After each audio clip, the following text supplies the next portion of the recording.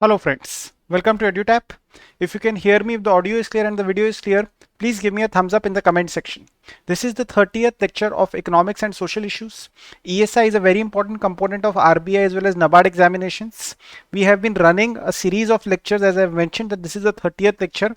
I insist that you should watch all these lectures which are available as a part of our playlist on the YouTube channel, as well as this has been covered extensively as a part of our course offerings for RBI and NABARD examinations. If you can hear me, if the audio is clear and the video is clear, please give me a thumbs up in the comment section. We have preponed this session. We are conducting it at 12:30 today because there are certain technical issues that are going to be a hurdle for 5 p.m., which is why we have preponed this session. I'm very sorry about that if some students have not been able to catch the session live. So please participate after the session has been over. Please give me a thumbs up in the comment section. Chaliye. So let us see who all are present.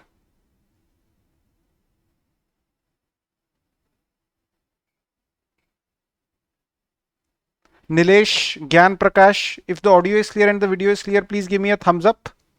I request both of you. So we'll be able to take the session ahead. Nilesh Suryavanshi, Gyan Prakash, and all others who are watching. Right? Okay. Chali. Stay home, stay safe, stay online, take care of yourselves. Do not put yourselves out in the path of the risk. Pandemic is still very much there. Coronavirus is still very much there. Many nations are reeling from the effect of second wave. There is a possibility that a second wave may emerge in India. So if due precautions are taken, we will be able to protect ourselves. So keep that in mind. We have launched a good number of courses for RBI Grade B as well as Sebi Grade A and NABARD Grade A examination. If you are regularly following our YouTube channel, you must have seen the topper stock that Deepak sir and Anchit sir have been conducting. Recently, RBI Grade B examination results were announced and record number of students have passed who are enrolled in EduTap courses. So a very good number of students have passed. You should watch those topper interviews and understand the kind of strategy that those toppers have adopted and try to follow a similar kind of an approach for your own preparation. So keep that in mind. Do watch that entire series and participate very enthusiastically in these courses. Right? We have also launched we are also offering a 40% discount on all our courses so far as Sebi Grade A is concerned. Right? So today is the last date. Use the code SEBI40 while enrolling into these courses, and there is a very good possibility that you will be able to clear the examination with flying colors using this course. Moving ahead, we have also launched a Sebi Grade A master course, which is basically an MCQs course. 5,000 plus high quality new MCQs are being provided to you as a part of this course. The more you practice, the better prepared you will be for the examination. Keep that in mind and enroll in this course. Moving ahead, I have been giving homework questions on a regular basis, and certain students have been kind enough to answer those homework questions on a regular basis. At the end of this session also, I'm going to give you homework questions. So Abin K, Harsh, Ishita Tripathi, Nilesh Suryavanshi, Chinmoy Saikia, Panchul Mishra, Bishal Gupta, Garima Pant, Priya Goswami, Neha Tripathi, Manipal Singh, किरण गोंदवाल, प्रिया गायरी, ज्ञान प्रकाश, अपरिचिता रॉय, तानिया चुग, Rakesh Kumar and Akhil Sridharan. You all have been participating very regularly, and I am very sure, I am praying with the best possible intentions in my mind that you should be able to clear the examination, and that is what I want to see at the end of the day. Right? Chalo, let us move ahead. I'm going to place a set of questions in front of you now. Right? So let us all start answering these questions. Alright, so dash is the excess of revenue expenditure over revenue receipts. A simple question which has been asked. We have discussed this as a part of the course. We have also discussed similar topics as a part of our live session. It is important. I'm going to place around 8 new questions in front of you, 5 previous homework questions in front of you, and 10 new homework questions in front of you. That is what is going to be the agenda of this session. पहला question का answer आप लोग सब लोग दे दीजिए. Easy question आप लोगों को पूछा जाने लग रहा है. आप सभी लोगों से मेरी दरख्वास्त है, नीलेश, ज्ञान, Priya, those who are participating, yes, there are less number of students participating in the live session because we have preponed the session. There was not much due notice given. I'm very sorry about that. Those who are participating, those who are live, please give your answers to question number 1. Right? Chaliye. I'll wait for certain answers and then I'll move ahead.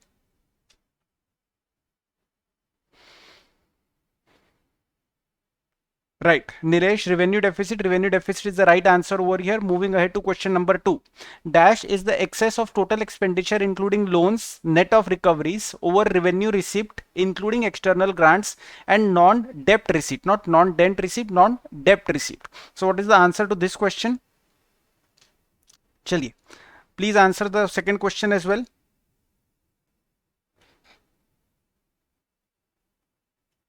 Right.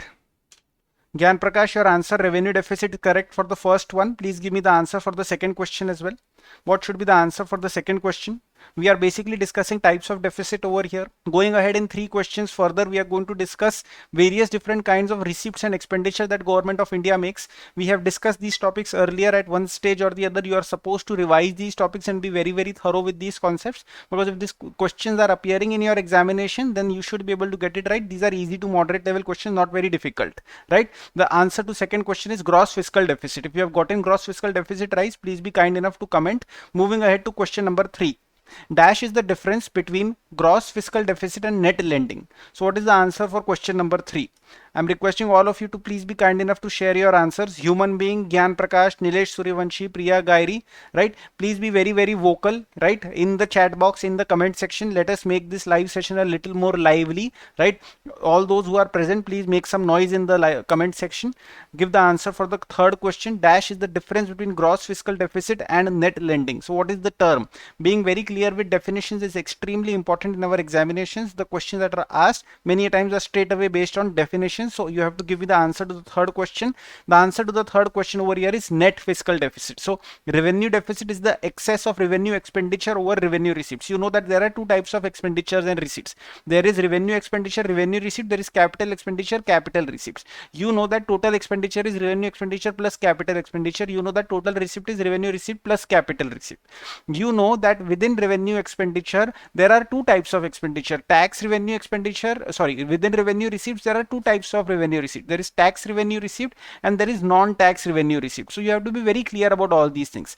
Similarly, so far as capital receipts are concerned, there are 2 types of receipts. There is a debt creating capital receipt, which is like a karja, which is like a loan, which is like a udhar जो कि हमने लिया है and we will have to return, right? That is one type of capital receipt. And then there is non-debt creating capital receipt, which we may receive by way of disinvestment, which we may receive by way of recovering the loans and advances that we had given. So your capital receipt is also of 2 types, debt creating and non-debt creating capital receipts. So these are basic terms, basic ideas, basic concepts that you have to be very clear about at any given point of time, right? Moving ahead to question number 4. Dash is the difference between gross fiscal deficit and interest payment. So what is the answer over here? The idea that I have so far as these topics is concerned is that when we study these topics, we understand these topics, right? But if we don't revise it, then it becomes really difficult to recall these topics. Especially it becomes difficult to recall these definitions of net fiscal deficit and gross fiscal deficit and so on and so forth, which is why I am placing these questions in front of you to remind you that you have to keep revising the topics that you have already studied. Like Deepak sir mentions on a good number of occasions, sir has mentioned that so far as ESI static is concerned, 5 chapters are very important: growth and development, monetary policy, fiscal policy, balance of payment and inflation. These 5 chapters are very important. So there may be a possibility that you have read these 5 chapters but you have not revised it thoroughly, or you have not tried to add new things into that chapter from your own efforts, from your own knowledge. You are not trying to enrich your own knowledge. So the idea is that keep doing that, because questions aane hi wale hain in chapters ke andar se, and you should be able to get those questions right. So I'm waiting for 4th question ka answer. Sudhakar Yadav, Nikhil Tiwari, Jitendra Verma, welcome to EduTap's YouTube channel, right? The answer over here is gross primary deficit. So gross primary deficit is the difference between gross fiscal deficit and interest payment. See, the idea is that governments have taken a lot of loan earlier, and those loans which have been taken earlier, and interest will have to be paid, right? Today an interest will have to be paid on loans which were taken earlier and which are still due, which are still pending, which are still with us. So if you subtract interest payments from gross fiscal deficit, you will be able to arrive at the measure of gross primary deficit. Gross primary deficit indicates what is the present fiscal imbalance. Present fiscal imbalance in the sense that in the present year, right, the year about which we are talking, the year about whose finances we are considering. So in that year, how much expenditure is excess over receipts. That is the kind of idea that gross primary deficit gives us. It tells us that what is the present fiscal imbalance. Interest payment is because of the previous fiscal imbalances. Interest payment is because of the past fiscal imbalances. Previous governments had taken loan and we have to pay the interest on that. So if we remove that, then we will get the idea of gross primary deficit, which tells us that what is the present fiscal imbalance. Now I would like to tell you why this is important in the present times. Now government of India is under pressure, and rightly so, that government of India is asked to spend a lot more than it would want to spend. Government of India is being asked to forget about fiscal deficit, take loan and spend. Right now, if today the government of India takes loan and spend, that means our fiscal deficit today is going to increase, and tomorrow our primary deficit or tomorrow our interest payments are going to increase. So keep these things in mind, because these things are being discussed, and these are extremely important topic, because we are going to overshoot our fiscal deficit targets by a huge margin, not only this year but for many years coming ahead. And for many years coming ahead, the burden of interest that the exchequer is going to sort of have on itself, that is going to be huge. So these are very, very important topics which are consistently being discussed. Another important topic is debt to GDP ratio that is being discussed. So it is being said that at present India's debt to GDP ratio is, let us say, 72%. It is projected to go up to 92% or 93%. So be very clear about these numbers. Moving ahead to the next question. Dash denotes net fiscal deficit minus net interest payment. So what is the answer to this fifth question? Right? Nikhil Tiwari, human being, Kabir, Gyan Prakash, Sudhakar Yadav, Nilesh Suryavanshi, Jitendra Verma, Priya Goswami. I am requesting all of you to please be kind enough to answer this question over here. Right? What is the answer to the fifth question? Be very, very thorough. Be very, very sure about these concepts, and be very sure about the numbers related to this concept, because I am telling you that exam के अंदर there is a very, very high possibility that these questions will come this year or in the coming year, because of the fact that in current affairs we are seeing that fiscal deficit is going to be overshot. Right? What is the answer to the fifth question? Right? Nikhil Tiwari, you have said that the explanation is excellent. Thank you very much. Right? If you all are enjoying the video, if you are learning from the video, my small request is that please do like and share this video. Right? चलिए सारे लोग अपना अपना answer दे देंगे for the fifth question. Nilesh, you have given answer net primary deficit, and net primary deficit is the right answer over here. So all deficit measures have been placed. Simple definitions related to all deficit measures have been placed over here, and you are expected to get 5 out of 5 in this question set. So those who have gotten 5 out of 5, please comment and tell me that you have gotten 5 out of 5. Moving ahead, pick the odd man out. Customs, service tax, interest received, income tax, none of the above, and no other word has been added into the question. Simple question has been asked to you. Pick the odd man out. Out of the given options, if you think that an option is an odd one out, pick that one. That is the question that is being asked. आप लोग सोचिए कि ये question कैसे बना के आपके सामने रखा गया है, क्यों बना के आपके सामने रखा गया है, ऑप्शंस आपको क्या कहानी बोलने लग रहे हैं. You have to think about that. Let us see how many of us are able to get this question right. And question number 7 and question number 8 are also going to be on a very same format. Right? So you have to pick the odd one out in question number 6 over here. Nikhil Tiwari, Kabir, human being, as well as Gyan Prakash, your answers regarding net primary deficit are correct. Tanya Chug, you have gotten 5 out of 5. I'm very happy to note that. Keep revising. Be very, very thorough about these basic things. Nilesh, you have gotten 5 out of 5. That is very, very good. Jitendra Verma, you have given answer interest received. Human being, you have given answer as C, and C is indeed the right answer over here. Customs is a type of tax. Service tax is a type of tax. Income tax is a type of tax. Interest receipt is not a type of tax. So as you are discussing that within revenue receipts there are two types of revenue receipts. There is a tax revenue receipt and there is a non-tax revenue receipt. So you should be very thorough. You should know 7 types of tax revenue receipts. You should know 7 types of non-tax revenue receipts, and interest receipt is one of the non-tax revenue receipts, and that is where the answer to this question is C. Most of you all have given the answer right. Gyan Prakash, Sudhakar Yadav, your answers are very much correct. I am very happy to note that. Moving ahead to the next question, and in my own opinion this is a little more complicated question. Securities issued against small savings, recoveries of loans and advances, state provident funds, market loans. Pick the odd one out. Let us see that how many of us are able to get this question right. I would like to see everybody getting this question right. In my own opinion, this is a little tricky. Think about it and then do give the right answers over here, right? चलिए, सारे लोगों से request है कि आप लोग अपना अपना आंसर दे देंगे, और जो भी आप लोग आंसर दे रहे हैं थोड़ा सा नंबर लगा कर देंगे, 7A B C D E what ever is your answer, please attach the question number so that I can understand कि आप लोग कौन से क्वेश्चन का आंसर देने लग रहे हैं, प्लीज. चलिए, Sudhakar, Gyan, Jitendra, human being, Nikhil Tiwari, Kabir, right? Kabir, I have not been taking your name often. Kabir, it is my request. If you can hear me out, please answer all homework questions that are going to be provided at the end of this section, Kabir. Sudhakar Yadav, same request for you, that please answer homework questions that is going to be provided at the end of this session.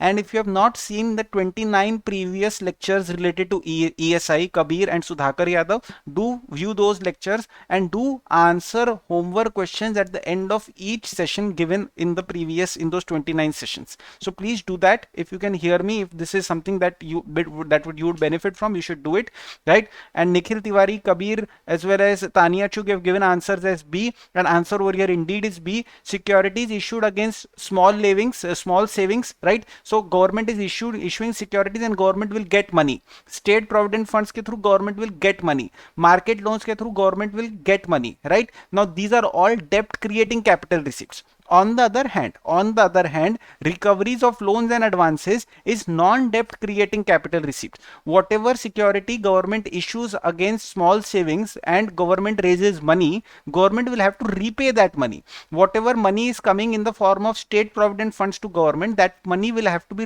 returned by the government. Whatever market loans are being taken, those loans will have to be returned by the government. So these are all debt creating capital receipts. On the other hand, recoveries of loans and advances are non-debt creating capital receipts. Why is this non-debt creating capital receipt and why is this capital receipt?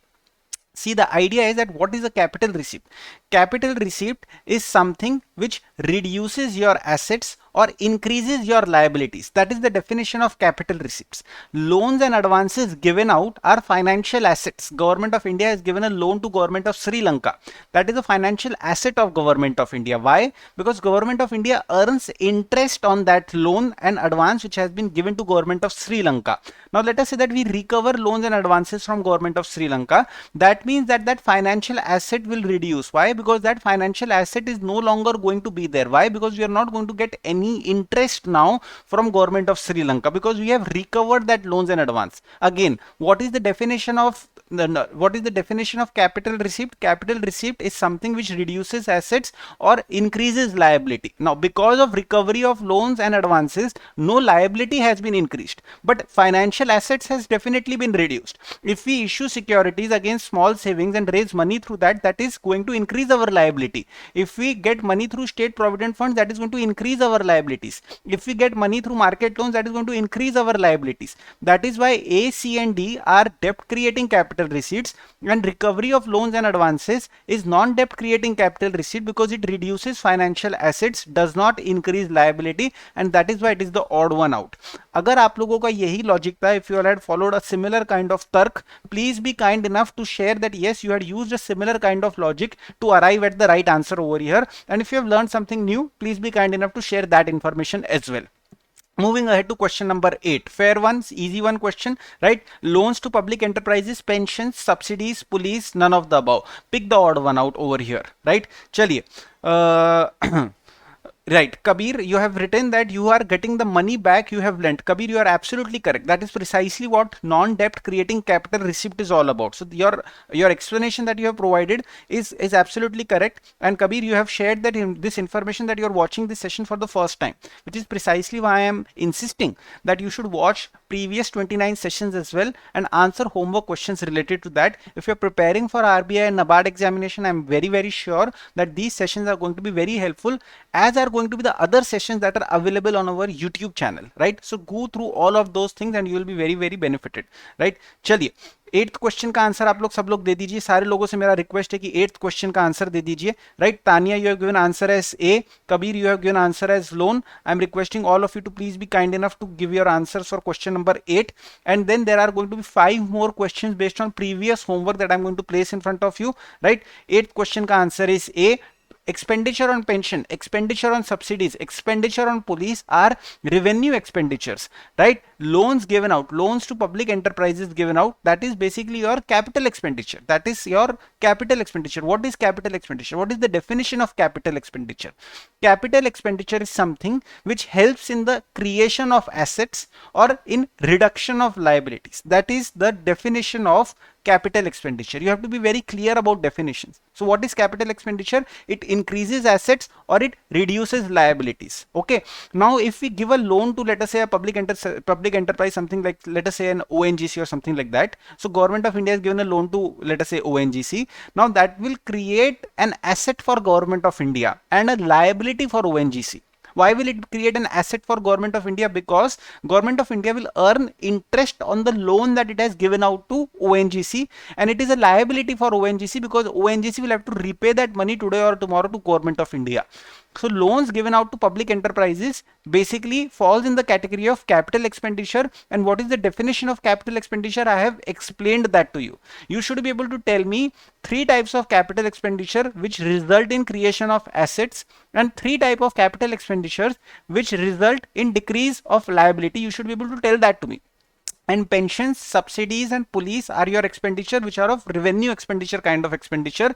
Revenue expenditure यानी कि वो expenditure which is recurring. Revenue expenditure is that expenditure which does not result in creation of assets or reduction of liabilities. So that is the definition of revenue expenditure that you should be very clear about. So in the previous set of questions, I was insisting that you should be very clear about the definitions and examples.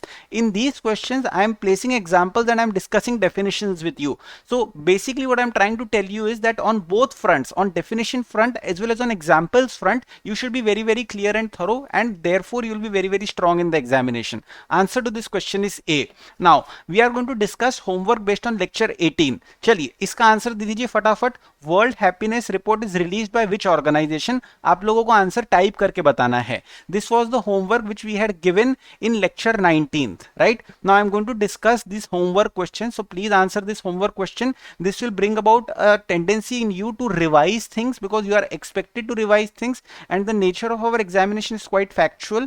Therefore it will happen that you will forget the things that you all had studied a month back or 2 months back or 3 months back. So it is my sincerest request that please do keep revising. Let us see whether you are able to answer question number 1.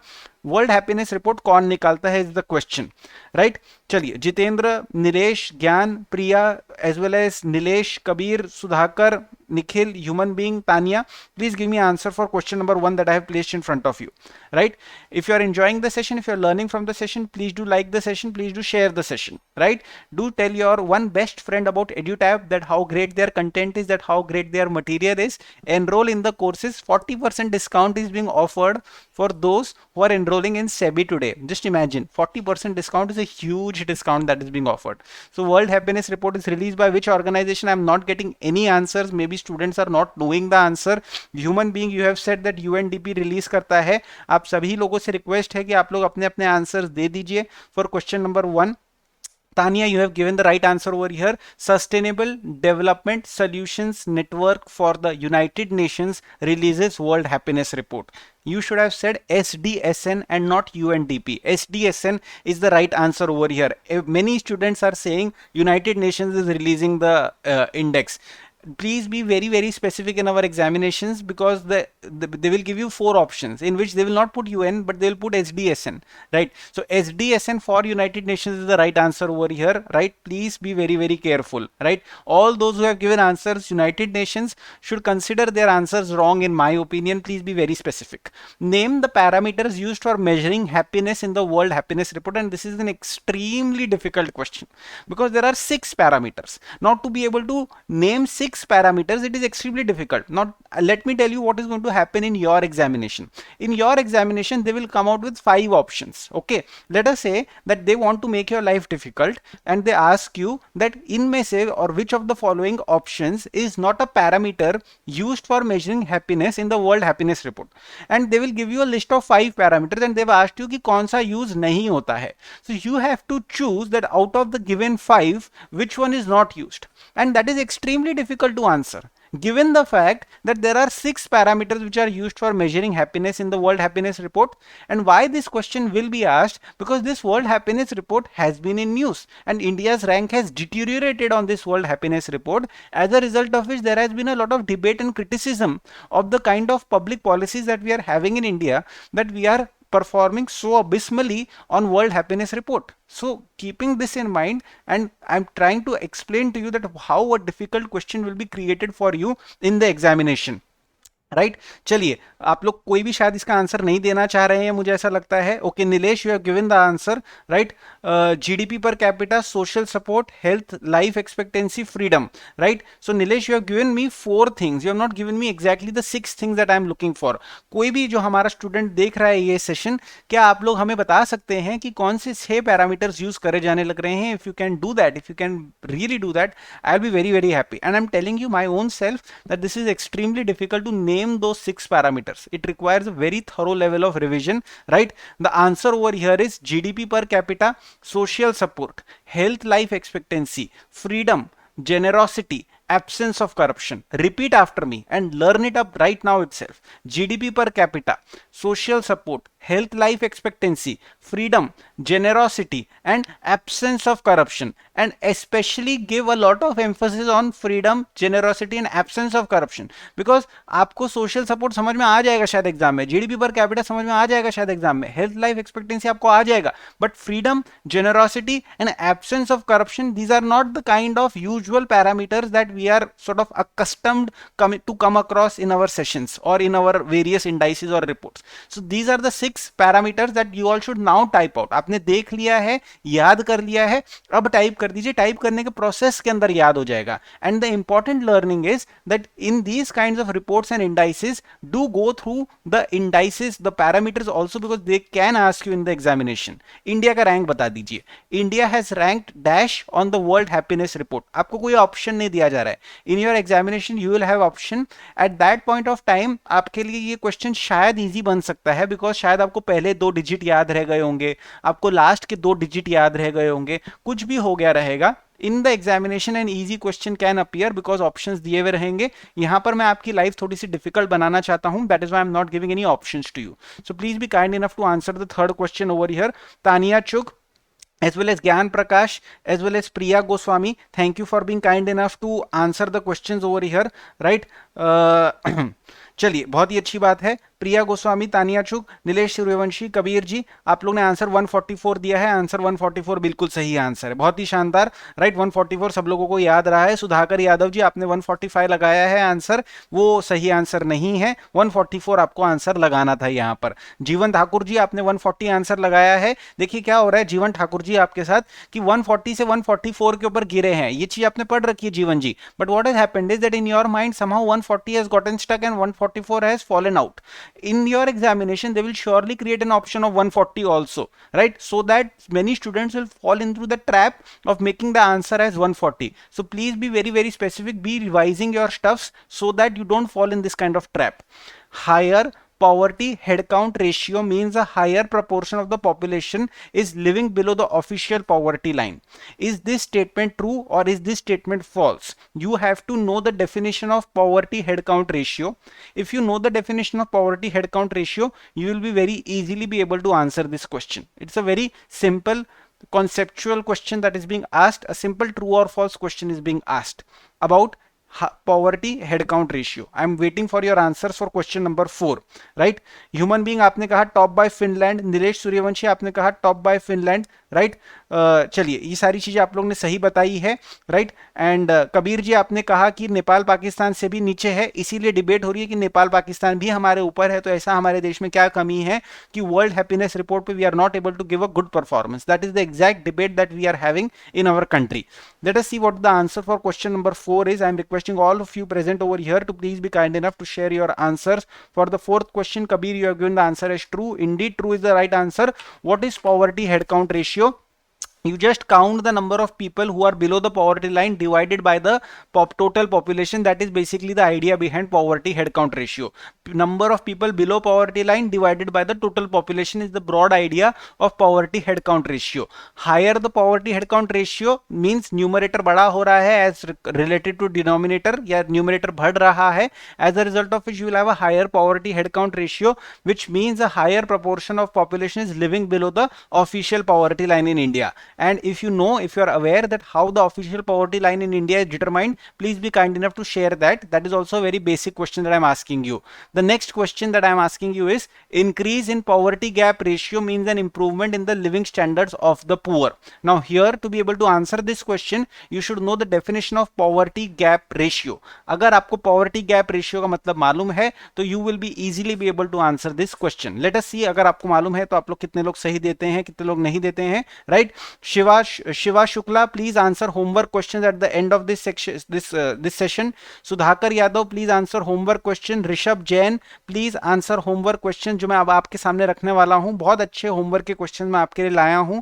Sriniti SK, please answer homework question that I am going to place at the end of this session now, as well as watch the previous 29 ESI sessions if you have not already watched them. Fifth question का answer आप लोग दे दीजिए. जो भी आपका answer है 5 true 5 false ऐसे करके आंसर आप लोगों को देना है ताकि मुझे समझ में आए कि आप लोग क्या आंसर दे रहे हैं. शिवा शुक्ला, तानिया चुक, Sudhakar Yadav, Rishabh Jain, human being, Shrinidhi, Kabir, Jeevan Thakur, please be kind enough to share your brilliant answers over here. Fifth question का answer is false, right? What is the meaning of poverty gap ratio? Poverty gap ratio simply means that those who are living below the poverty line, what is their average income? You sort of compare that with the actual poverty line. Are you getting my point? So if there is a gap, if the gap is increasing, right? If there is an increase in the poverty gap ratio, that means that there is a decline in the living standards of the poor. Let me explain to you that this poverty gap ratio is calculated by the World Bank for approximately 120 countries or something like that. Now in India, the poverty gap ratio has been consistently declining, right, over the last 2 decades. Why? Because we have been able to reduce poverty in India. We have been able to ameliorate the living standards of those who are living below the poverty line. We have been able to sort of help pull them up a little. So even if they are below the poverty line, they are not as poor as they used to be earlier. So the idea is that yes, they are poor, yes, they are below poverty line, but even we are pulling them up. So even when you compare the level of people who are poor, like how poor are they, how below are they from the actual official poverty line, that is the kind of idea that poverty gap ratio tells us. So if there is an increase in the poverty gap ratio, that means that their living standards are declining. That means that they are becoming still more poorer. On the other hand, if the poverty gap ratio is closing, on the other hand, if there is a reduction in the poverty gap ratio, that means that there is an improvement in the living standards of poor. And I would like to again reiterate that India's poverty gap ratio has been declining. That is why that has been declining, because we have been able to tackle the problem of poverty, or we are in the process of tackling the problem of poverty. That is why the answer to this question is false. Be very clear about your concepts, be very clear about your facts, and you will be able to ace these exams very well. Now 10 questions have been placed in front of you. You have to tell me the year of establishment and headquarters of all these important 10 national institutions, right? And you all are requested that please answer these questions within 1 hour of viewing this lecture. In the previous session also, I had given you a similar homework for international institutions. In this lecture, I have given you homework based upon national institutions. The more you do homeworks, जितना अच्छे से आप करेंगे उतना ज्यादा अच्छे से आप लोग सारी चीजों को कर पाएंगे, राइट? कबीर, आपने कहा है कि गरीब कितना गरीब है, that is the idea behind poverty gap ratio. That is absolutely right कि हाँ, गरीब कितना गरीब है, that is the idea behind poverty gap ratio, right? I am requesting all of you to please be kind enough to share your scores. I think we have solved 5 plus 3 plus 5, approximately 13 questions we have seen in this session. So if how many students have gotten 13 out of 13, please be kind enough to share. What is your experience? Please be kind enough to share. And within 1 hour of viewing this session, you all are expected to do the homework questions, right? चलिए, आप सभी लोगों से request है कि आप लोग अपने अपने स्कोर्स शेयर कर दीजिए. Manjot Singh, please give me a very consolidated kind of an answer as a comment, right? ये जब वीडियो एंड हो जाएगा तो आप लोग को अपने होमवर्क के आंसर्स को कमेंट करके छोड़ना है। रेगुलर बेसिस पे जो स्टूडेंट्स आंसर कमेंट करने लग रहे हैं, अगले सेशन के अंदर मैं उनका नाम लेना चाहता हूं, उन्हें उनकी जो कंसिस्टेंसी उन्हें अप्रिशिएट करना चाहता हूं। आप सभी लोगों से रिक्वेस्ट है कि आप लोग अपने अपने स्कोर्स कीजिए, राइट? मनजोत सिंह, आपको स्लाइड दिख जाएगा, वापस से डरिए मत, ये सेशन है, this session is going to remain online, it is going to remain on YouTube, so you can take the session back, pause the video, copy down the homework questions, do the answer, find out the answers, right, and then comment it back. तो ये पूरी exercise करते करते आपको ये सारी चीजें याद हो जाएगी। Tania 13 out of 13, excellent. Sudhakar Yadav 8 out of 13। Sudhakar, आपको रेगुलरली पार्टिसिपेट करना है, एक्टिवली पार्टिसिपेट करना है। Human being, you like the session, thank you very much, please share your score, right? Kabir 8 out of 8, you joined the video late. Kabir, you have to join our sessions regularly every Saturday at 5 p.m. Only today the session was preponed to 12:30 p.m. Right? आप सभी लोगों से request है कि आप लोग अपने अपने स्कोर शेयर कर दीजिए। Thank you very much for your participation. See you on next Saturday. Do the homework diligently. All the very best and Jai Hind.